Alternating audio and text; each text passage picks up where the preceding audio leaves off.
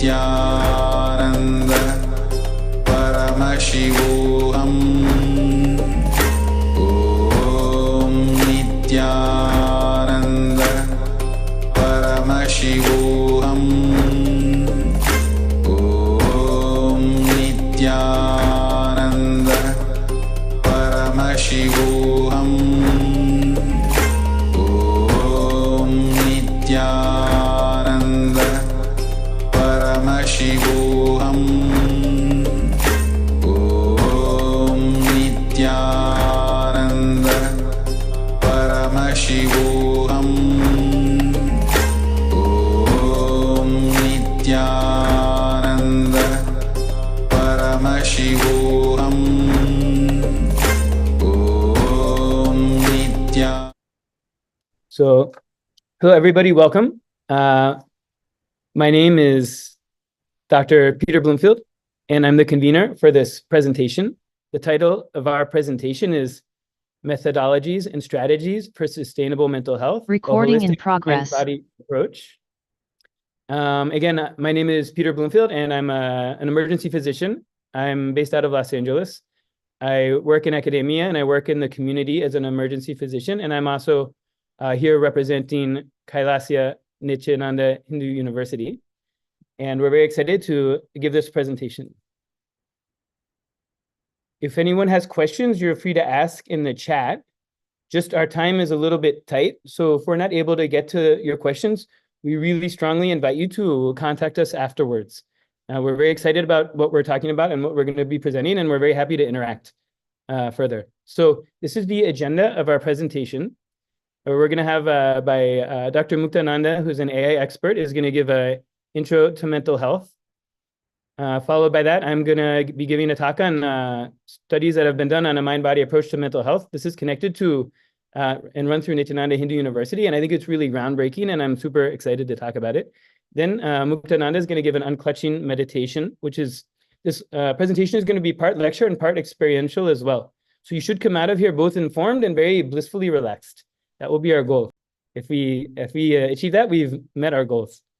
Then Dr. Aranke, who's a practicing neurologist, who's connected with Nichandeshwara Paramashiva Hindu Temple in Houston, and Dr. Sandeep Pandov, who's a hospitalist connected with Johns Hopkins, Howard County, and Dr. Nirmala Shivaji, who's a practicing exercise with Dr. Muktananda. And then he's going to give a lecture called Sustainable Mental Health and AI, talking about how artificial intelligence can support sustainable mental health systems.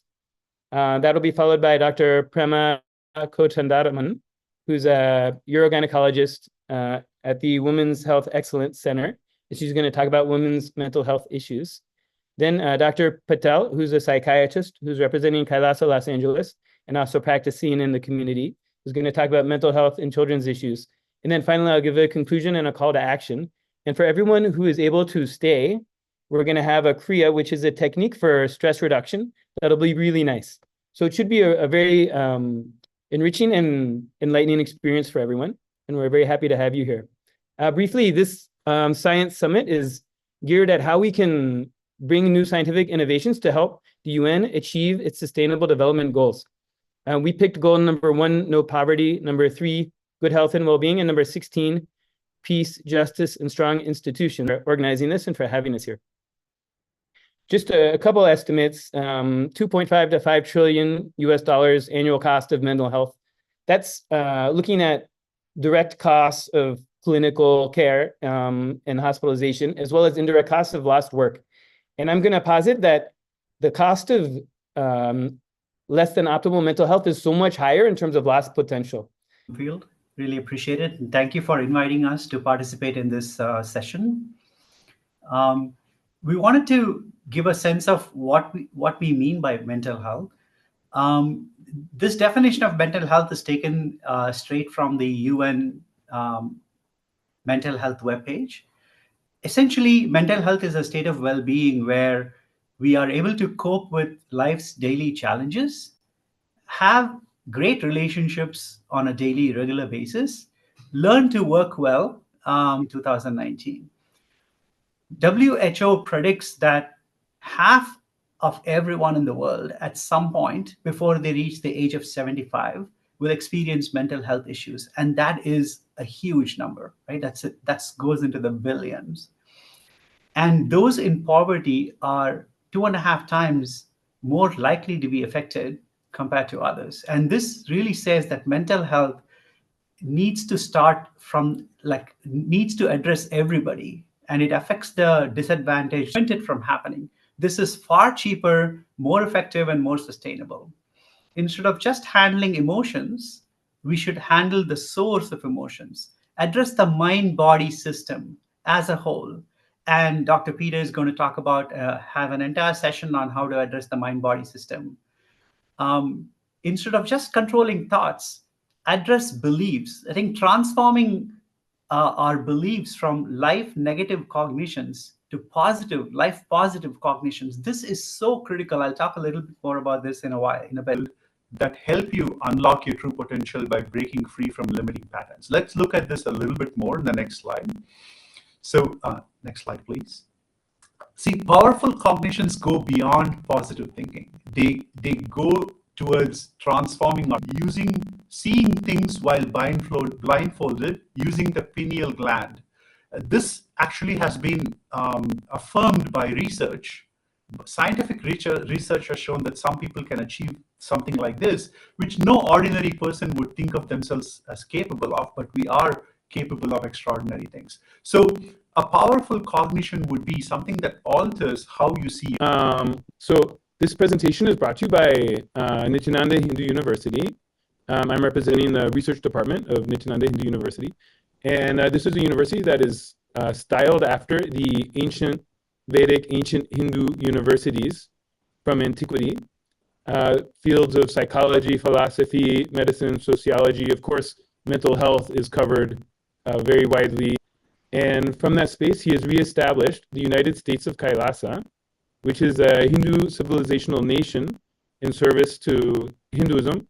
It also has sovereign land as a sovereign state, also functions as a civilizational state, to Bhagavan Nityananda Paramashivam, sometimes as Swamiji, which is a way that we refer to him, which is an address of tremendous respect and tremendous affection because of the positivity he's brought to our life.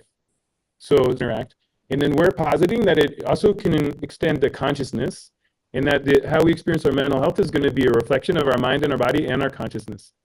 So some of the programs that have been brought by Swamiji are going to have tremendous effects at the same for individuals out there who may be watching for the masses that can move towards the space of enhanced mental health.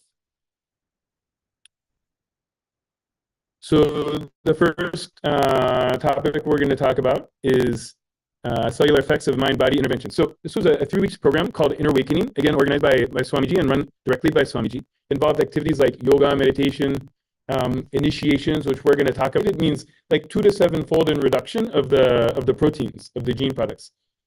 And then the anti-inflammatory pathways that reduce stress and reduce inflammation were upregulated, again, 2 to 7-fold. And then there were 2 specific pathways that they noted. One is the anti-aging, like the aging system of the cells at the DNA level. When the telomeres in the chromosomes in the DNA get short, then the cell can no longer reproduce and becomes senescent or becomes no longer effective. So maintaining the telomeres long is a job of telomerase. So people who did this program, their levels at the end versus the beginning were pretty universally elevated. About half of them, it was double, and about a quarter of them, almost a third, were triple. So a huge increase in telomerase activity, which we would expect to keep them young at a cellular level, at the genetic level. And then their stem cells were increased in 90% of participants. Stem cells are used as the raw material for replacing damaged cells and structures in the body. So if an injury or just a natural aging, stem cells are used to replenish with fresh cells. And so an increase in that is going to mean more use at a cellular level. The last thing they did, this was not published in that art online, but again, it's completely organized and run and attended by our Swamiji, and done through teleconferencing, just much like how this meeting is going right now. So we looked at 4 different scales associated with mental health. One is the DASS, which stands for depression, anxiety, stress, scale. One is WHO5, which looks at mind-body approach to life. But afterwards, it dropped all the way to 6.1. Average is 18 to 6.1, a huge difference. And for the depression score, anything above 10 means depression. 5.7 is the average. For this, the post scores were 2, 2.7, so much lower than average and very far from depression. So this is going to, and then we looked at anxiety. Above 8 is considered as an anxious person. The average in the US is around 6, so almost anxious. And for example, one population we looked at in research was women in infertility. The score is about 53. In many, it'll vary around the world, but many populations will be around 50 or so. In our participants, they started around 60 and then went up to around 80 afterwards. So 80 is a huge sense of well-being, extremely high sense of well-being. Really this lifestyle, which supports a sense of mindfulness. But at the end, it went all the way up to 4 points, a sense of mindfulness. But at the end, it went all the way up to 4.8, 4.65, 4.65. So a huge jump. The paired analysis just missed statistical significance. The p-value is 0.51. The trend, I think, speaks for itself, but the unpaired analysis was statistically significant. So again, we see an increase in mindfulness. So then the question becomes, what are these programs? What is special about these programs? What is special about these programs that's bringing these really remarkable changes at the cellular level? Particularly the mitochondrial assay, you'll never see anything like that. And all the other changes, the stem cells, anything like that.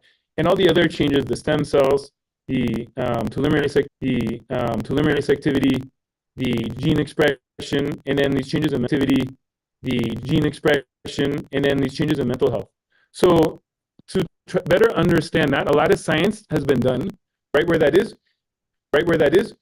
that area would light up in the brain when you would activate his third eye, which I think is really fast. That area would light up in the brain when you would activate his third eye, which I think is really fascinating.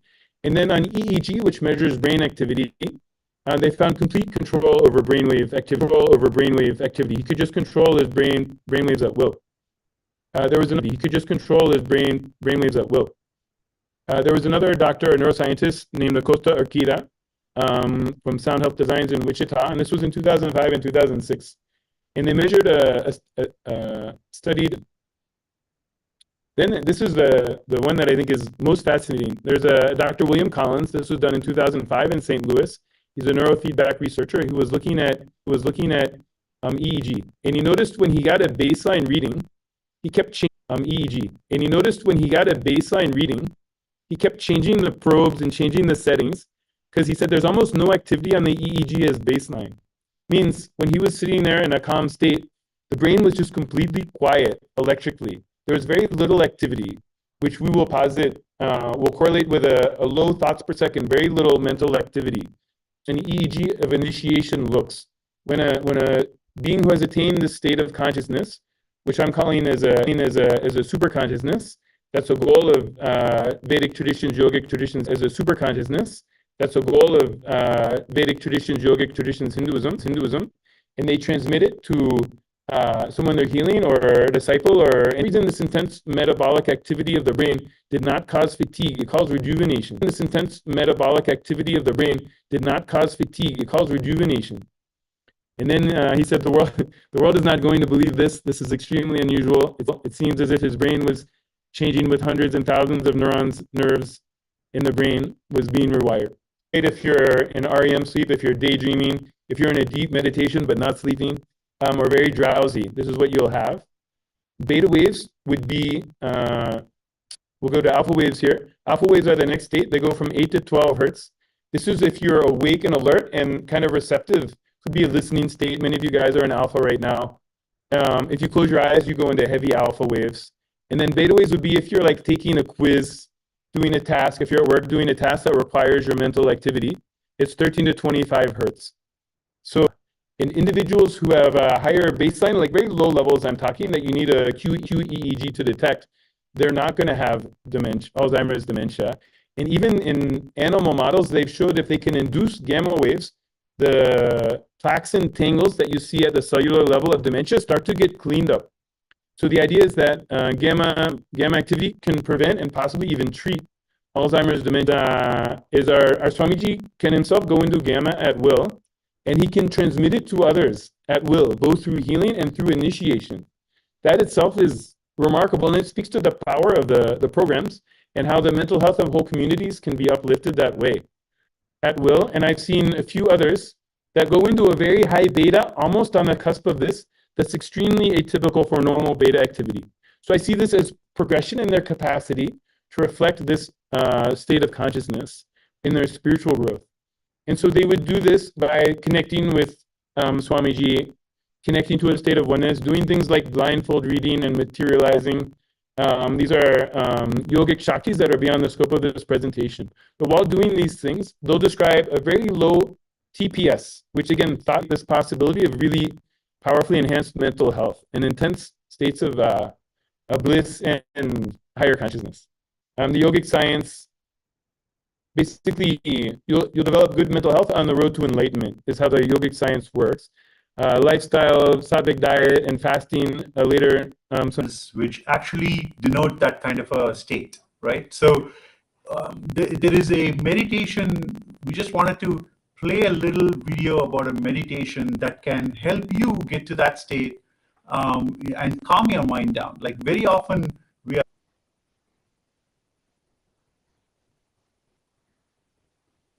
It should be audible now.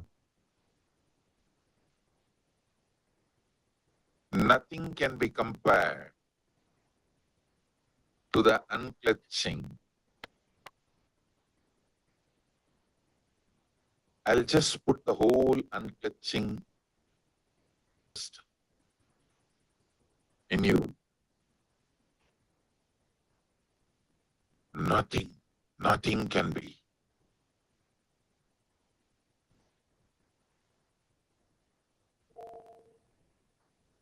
Compare.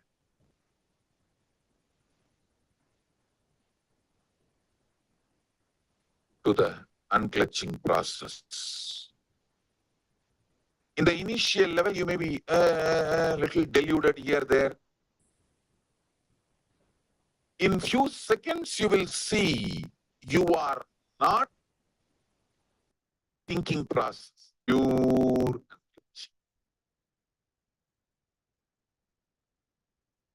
Sit straight, close your eyes, unclutch.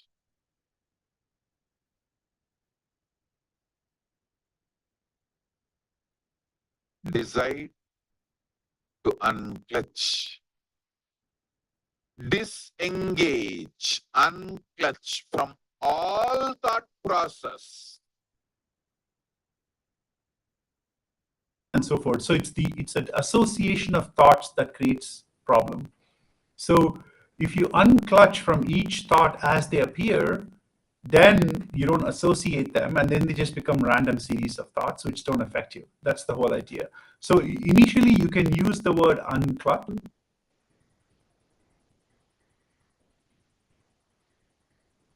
Are you able to hear it now? No.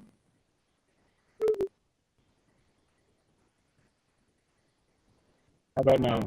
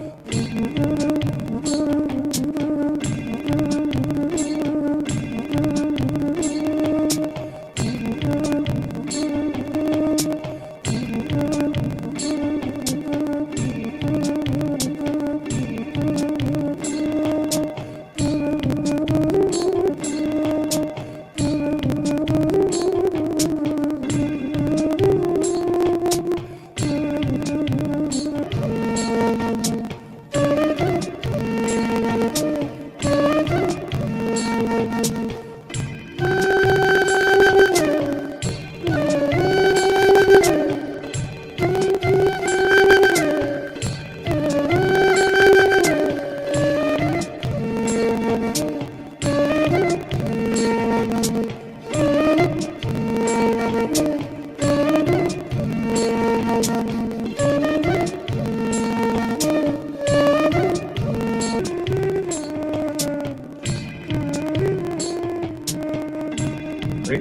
Peter, we pause.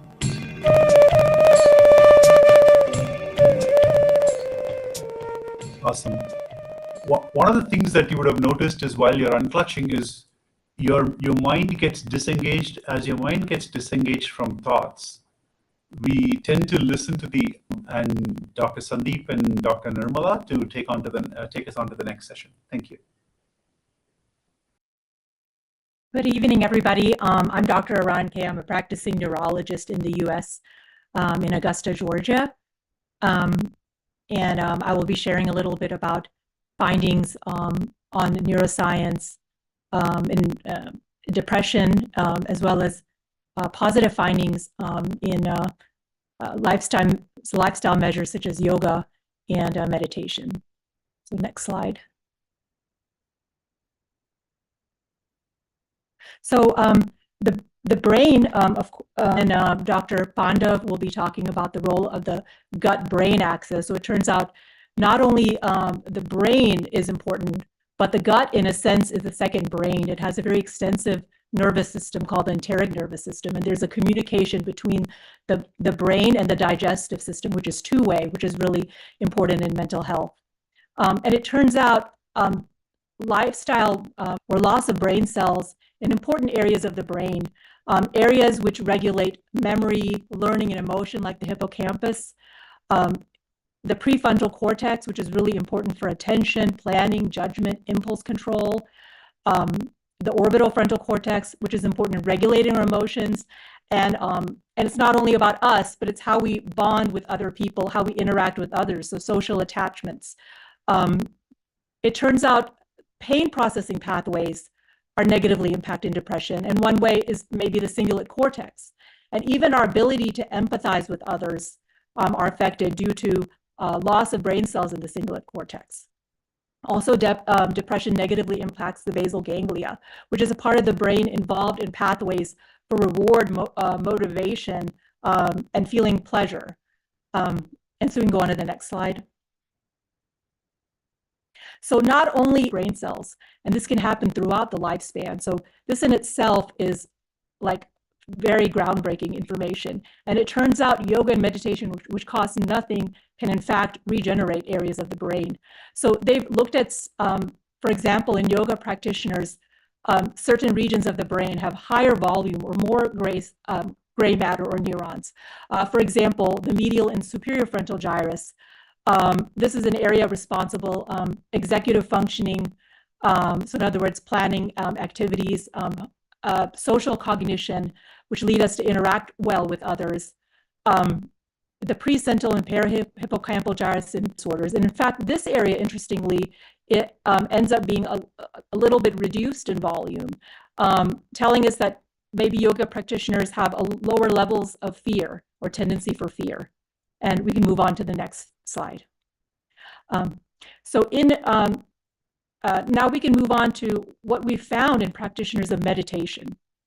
So they have been studied structurally, but also functionally. So we have functional MRI studies which look more than the brain structure. It looks at different areas of brain that are activated during certain tasks, to release beta endorphins. Maybe you've heard about endorphins. These are chemicals which give us the sense of a euphoria or bliss, and may explain why many practitioners of meditation experience a sense of bliss during their meditation. Also, imaging studies have looked at the thickness of the cortex. This contains the brain cells or neurons, and it turns out they're thicker in various brain regions listed there. These are regions that are important for emotions. That meditators at baseline have a higher level of serotonin, and it in fact further increases after a meditation session. They tend to have a lower level of norepinephrine. This is a brain chemical associated with anxiety, and they've been shown to have increased amounts of dopamine as well.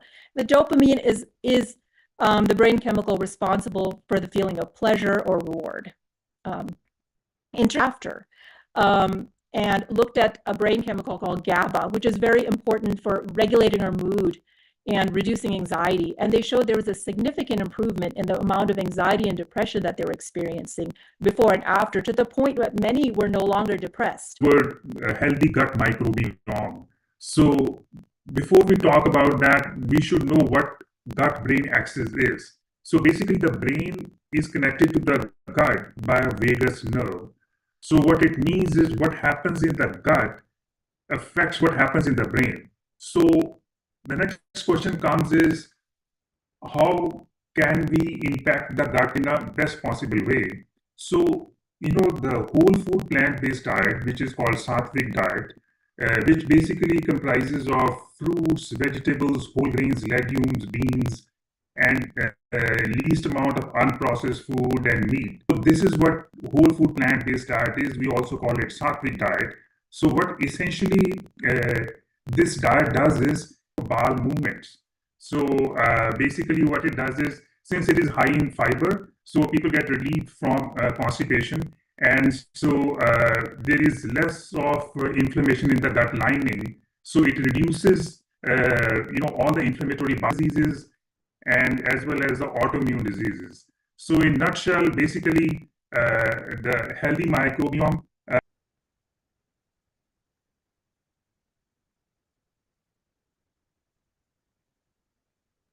Are we waiting for the video? We're waiting for you to quickly go over this slide. Okay, yeah, so inflammation is higher in some people with depression. Whole food plant-based diet reduces inflammation, antioxidants, phytochemical, and promotes a balanced neurotransmitter system, elimination of animal food. Biomemory. So when the animals are killed, they leave a tremendous pain, suffering. They are not going to say, let the whole world be blissful and die. No.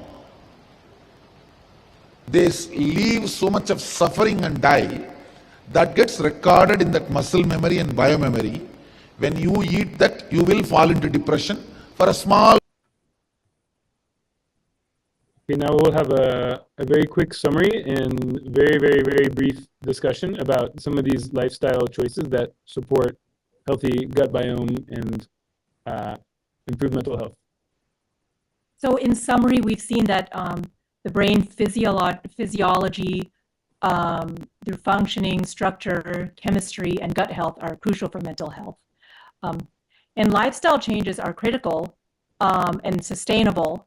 And objective scientific information now is available showing that yoga and meditation actually expands parts of the brain. Now, to also Dr. Bandav and Dr. Nirmala Shivaji. And maybe we can discuss how the Hindu lifestyle practices that Swamiji is promoting have made an impact in our mental well-being.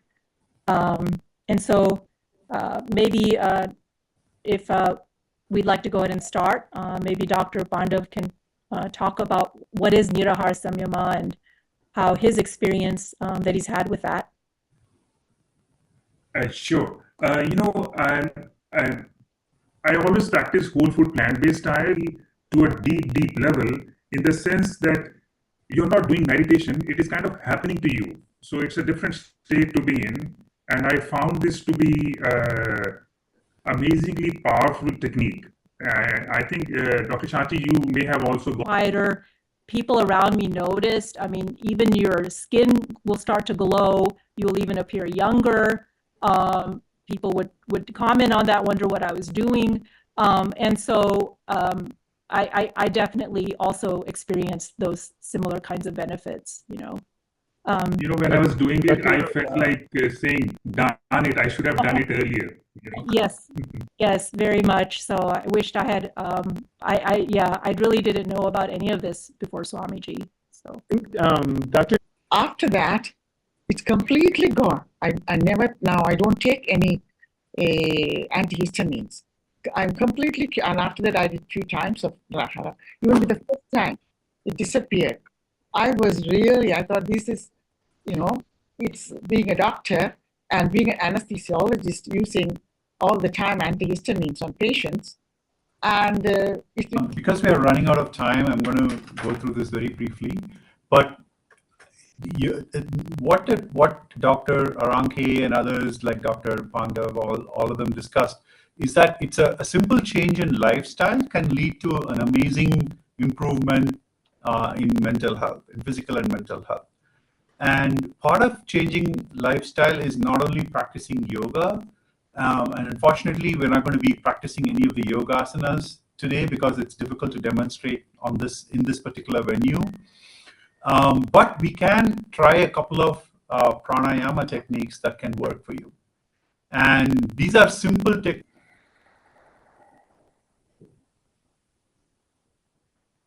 So inhale through your tongue, and then your tongue, and then exhale through your nose. You will see that this. How many of you feel that deep cooling happening in your chest? You actually feel it there, right there. It's such an instantaneous. It's long to breathe out, then breathe in. So count breathing in. If you count breathing in 5 times, breathe out till the count of 10. For example, 1, 2, 3, 4, 5. Close your left.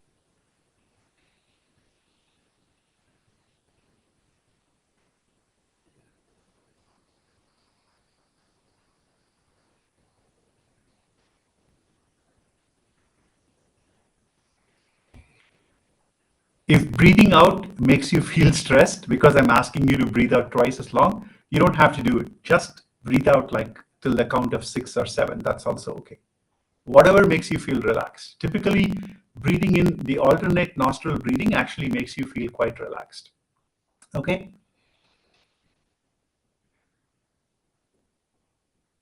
Let's move on to the last technique.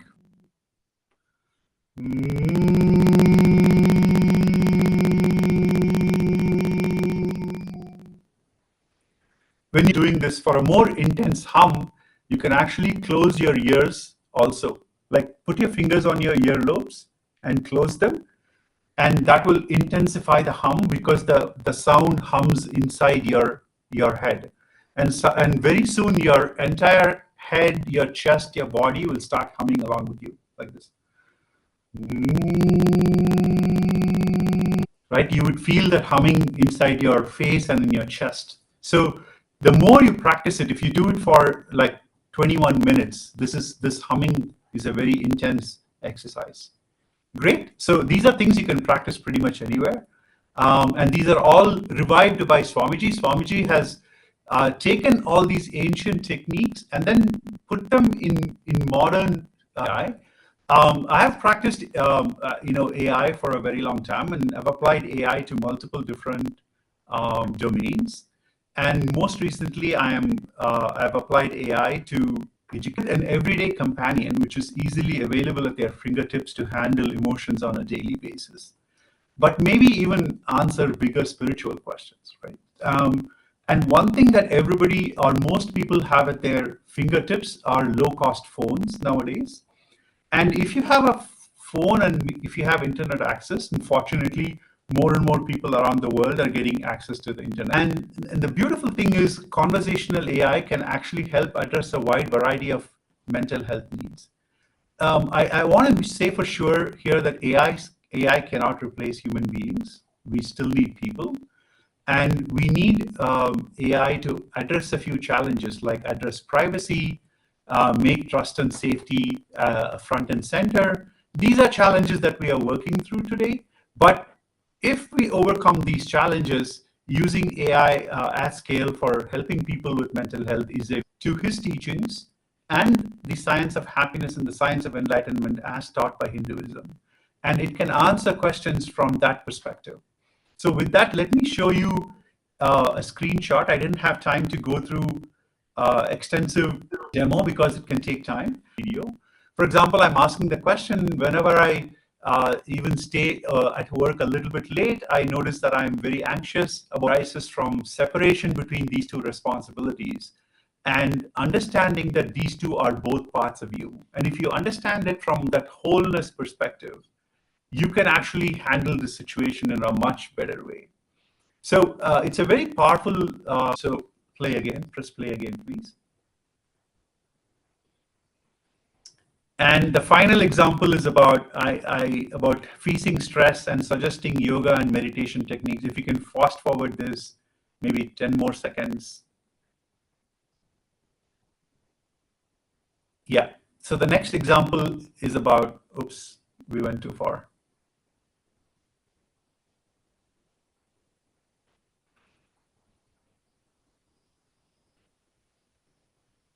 And a pelvic surgeon from Los Angeles. We have been enjoying last more than an hour of learning so much about mental health, wellness, and holistic approaches. It's my turn to talk about women's mental health issues, incident causes, solutions, and understanding the unique challenges and holistic approaches during menstruation, pregnancy, postpartum, and menopause can significantly affect mood and mental health. Reproductive health issues like polycystic ovary, endometriosis, infertility can lead to stress, anxiety, and depression. Gender-based violence, women are more likely to experience domestic violence, sexual assault, and emotional abuse. Social pressures and roles, women often face societal expectations, seeking help, but failed outcome. The treatment methods are making people dependent on medication, and more medication, it becomes a vicious cycle. So when you look at the modern day approaches for treatment, it can be varying from psychotherapy to hospitalization, depending on the severity of the mental illness, where transcranial magnetic stimulation can be used for depression. Sometimes hospitalization when women become danger to themselves and others, and also it's an expensive way of treating mental illness. So many of these current treatments primarily focus on symptom management rather than addressing the underlying humanity, rather than addressing the underlying humanity. On the other hand, where they are not honored, all rights are futile. The second one by His Divine Holiness, Supreme Pontiff of Hinduism, policies are mapped to the Manuvati Dharma Shastra, and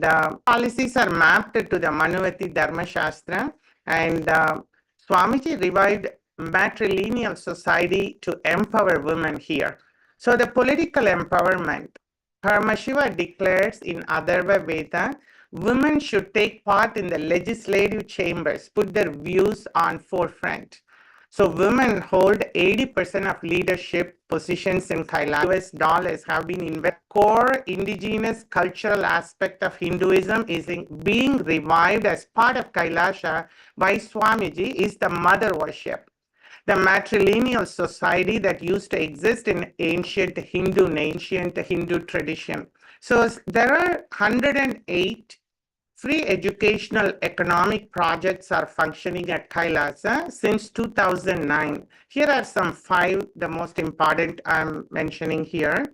The Kailasa's Nityananda Lakshmi, the world's first Hindu microfinance project for women. Here it gives the economic freedom to find employment. Kailasa's Ankita program is an educational program. So it's mostly educate female. Let's hear from Swamiji, his powerful message and a description of a woman by him. Energy can be given the word. Only feminine energy can be given the title sacred, because when it is awakened, it does so much in your system, and it has nothing to do with your gender. That's the important thing. The gender, male or being female, nothing to do with it. It is something to do with your inner quality. And next word, awaken. Only the feminine energy, sacred feminine need to be. Creativity will never be possessive.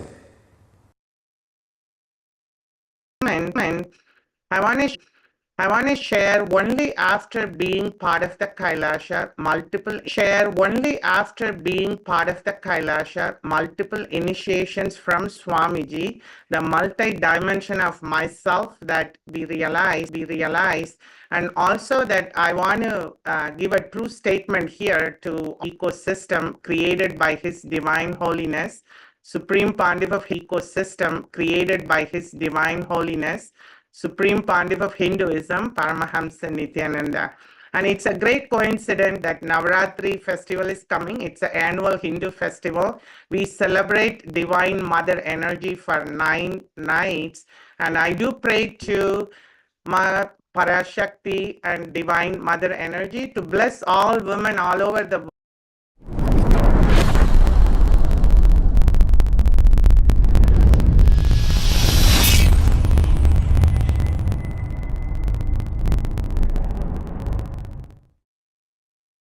Listen, blurted out, vomited by your immature mind. Listen, pen down.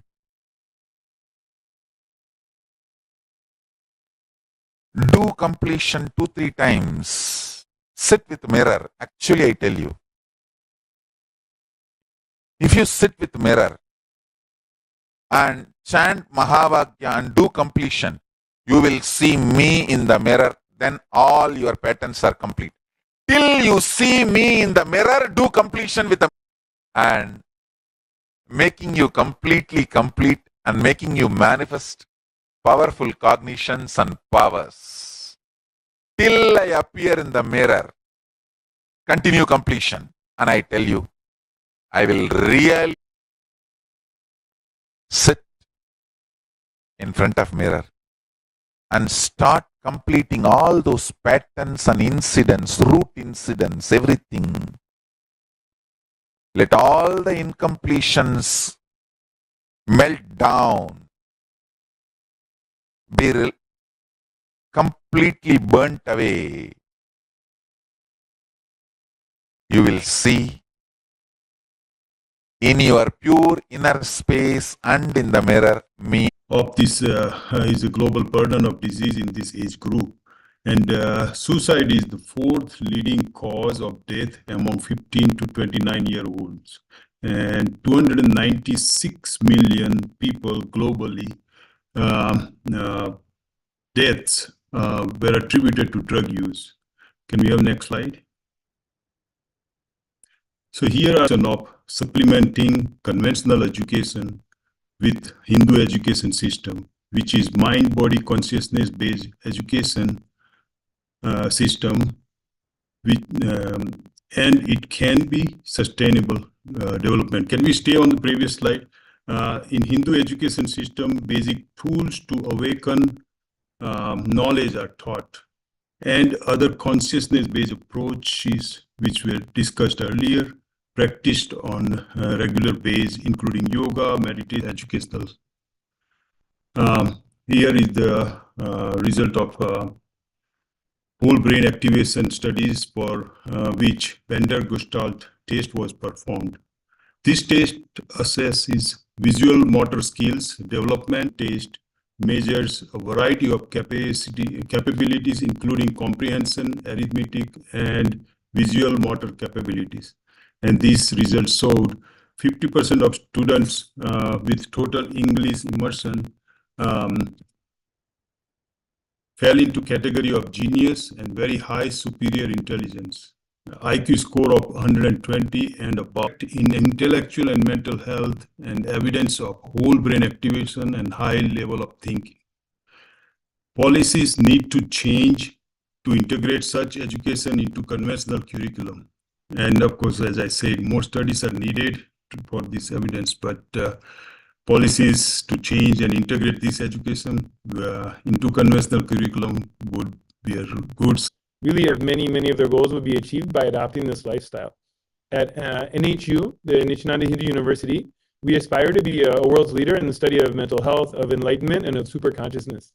And we very sincerely and formally and informally invite anyone who's interested in researching this possibility, this phenomena that I think is available here in ways it's not been described otherwise. We invite you to collaborate with us to participate in research. Of course, we would appreciate funding. As you can see, there's been remarkable research finding org. So we invite policymakers, we invite academicians and other politicians, anyone to contact us to see how we can bring this to the world to attain and achieve the UN Sustainable Development Goals and bring higher possibilities of mental health and overall life and potential to the global community. So with that, thank you so much for everyone who came. If you're able, please. The science of kriyas. Blood flow, breathing air flow, thought flow.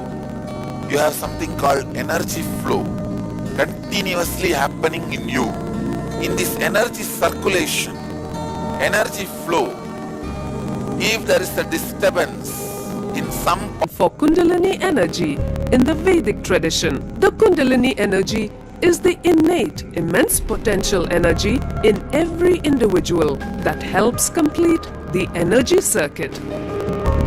How does Kundalini energy reach different parts of the body? Let us take the example of a water tank.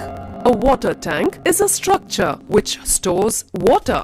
This water is distributed to different places through the pipelines. Energy in our body is like the water in the water tank. Kriyas are powerful tools which help to remove the energy blockage and restore the energy flow. When the body is aligned in certain postures during kriyas, the energy block is removed. Once the block is removed, the kumbhaka pumps in the kundalini energy, just as the water gets pumped in to the pipeline once the block is removed. When the energy flow is re-established, energy starts flowing and the disease is healed. Pranayamas and kumbhakas, wherein they are more effective, and the individual asanas and pranayamas. Even for few seconds, if the energy surge, you are free. These kriyas are not just ordinary asana, ordinary yoga postures, ordinary kumbhaka, ordinary pranayama. It is like two different chemicals. Separately, if you take, it may take 10 years for you to cure the disease. But mixed properly in certain combination, it removes the disease in 2 days, in one dosage. The kriyas help to restore. Fifth, chanting, external, the sound you are hearing.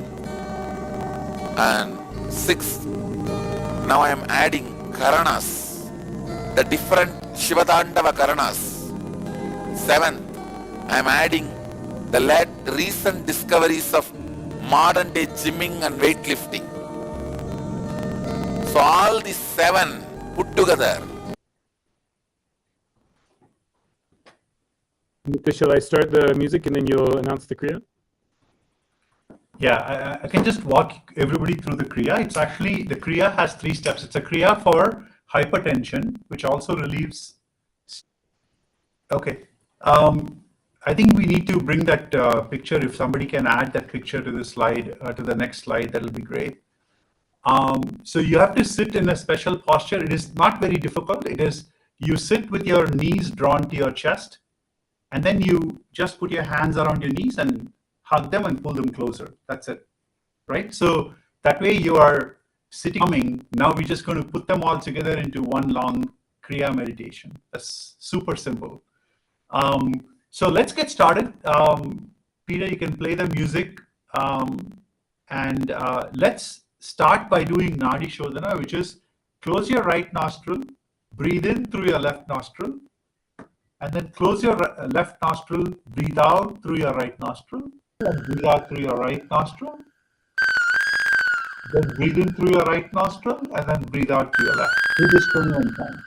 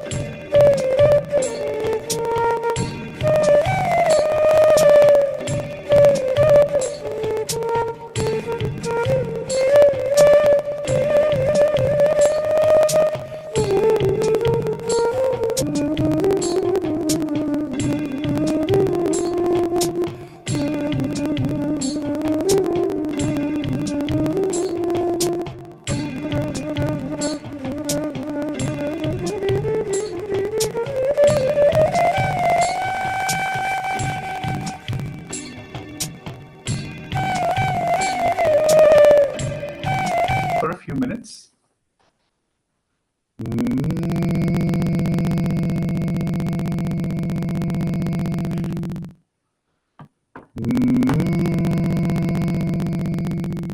You can play the music too, Peter. Thanks.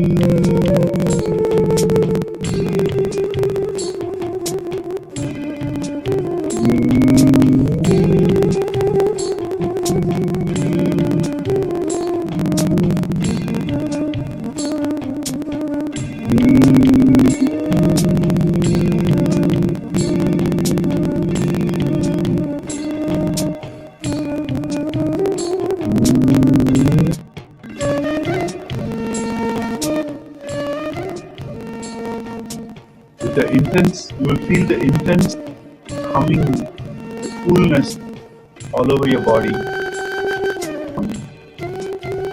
and unswept from all thoughts.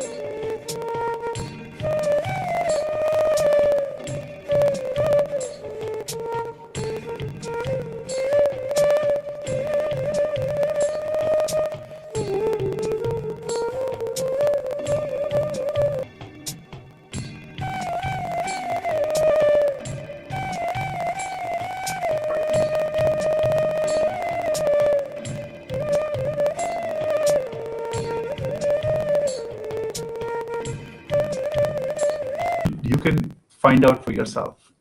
So I hope you can practice this meditation before going to sleep every day. It's very powerful, not only in de-stressing, but also in performing to your life's best. Great. Thank you all. I really appreciate all of you for coming. Peter, I hand it over to you to wrap up. Recording stopped.